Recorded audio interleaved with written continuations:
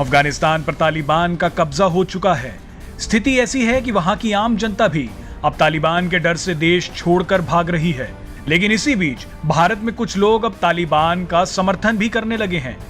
Samajwadi party के सांसद शफीकुर रहमान बर्क ने एक विवादित बयान दिया है। शफीकुर रहमान बर्क ने भारत के स्वाधीनता संग्राम की तुलना तालिबान के आतंक से कर दी है।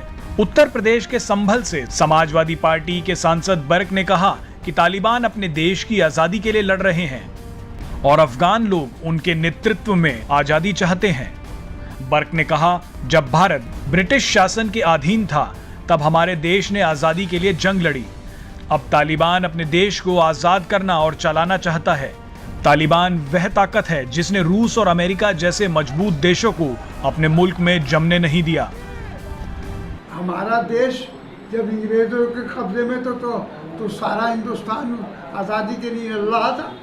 अब वहाँ का भी अब अमेरिका ने कर रखा, पहले रशिया में था, फल जगह उनका भी कब्जा, वो भी आज़ाद रहना चाहते, अपने देश को आज़ाद कराना चाहते। ये तो उनका पर्सनल मामला है, इसमें हम क्या दखल देंगे?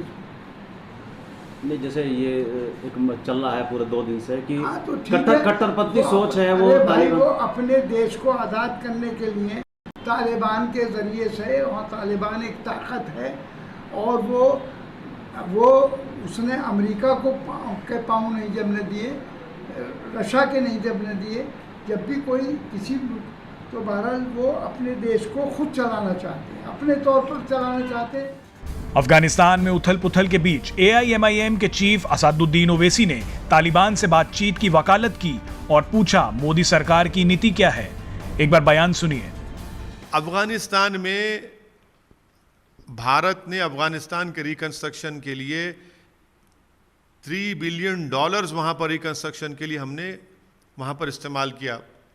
अफगानिस्तान की पार्लियामेंट बनाई, अफगानिस्तान में सलमा डैम हमने बनाया, अफगानिस्तान के स्टूडेंट्स को हमने स्कॉलरशिप दी, ईरान से चाबार पोर्ट को हम बना रहे थे जो वहाँ पर ट्रंप ने सैंक्शन लगाकर काम रुका दिया।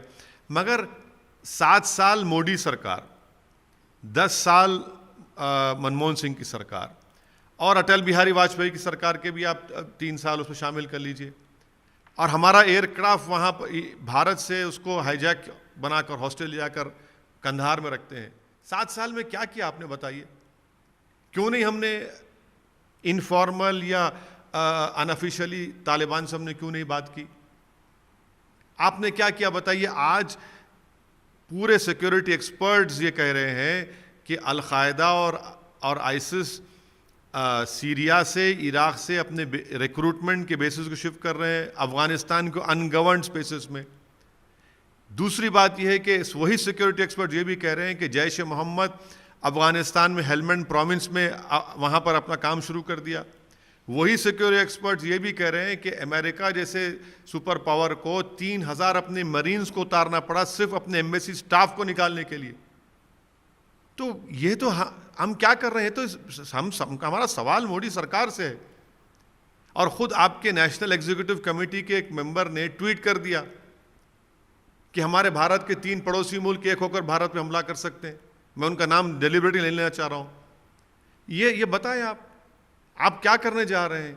क्या होगा? इस पर कोई नहीं है। और ये बड़ा क्वाड हम बोलते हैं अमेरिका से क्वाड। अरे अमेरिका ने तो क्वाड में तो भारत को दूध से मक्खी निकाल के छोड़ दिया। अमेरिका ने उज़्बेकिस्तान, ताजिकिस्तान, तुर्कमेनिस्तान से एक ट्रांसपोर्टेशन शुरू कर दिया काबुल तक, जिसमें भारत ही नहीं है। तो हर एतबार से ये आज ये हालात पैदा हुए। तो इसका जिम्मेदार कौन है फिर?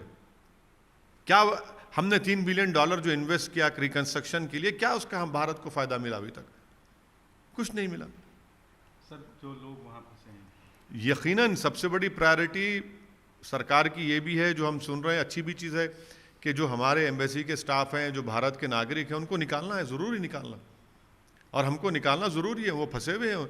और उसके बाद फ्यूचर में मोदी सरकार क्या करती है नहीं मालूम, कि एक से एक बड़े से बड़े दानिश्वर एक्सपर्ट इनके पास है, मगर क्या निकला भाई? क्या ये हालात ऐसे इतनी जल्दी ऐसे कैसे पैदा हो गए?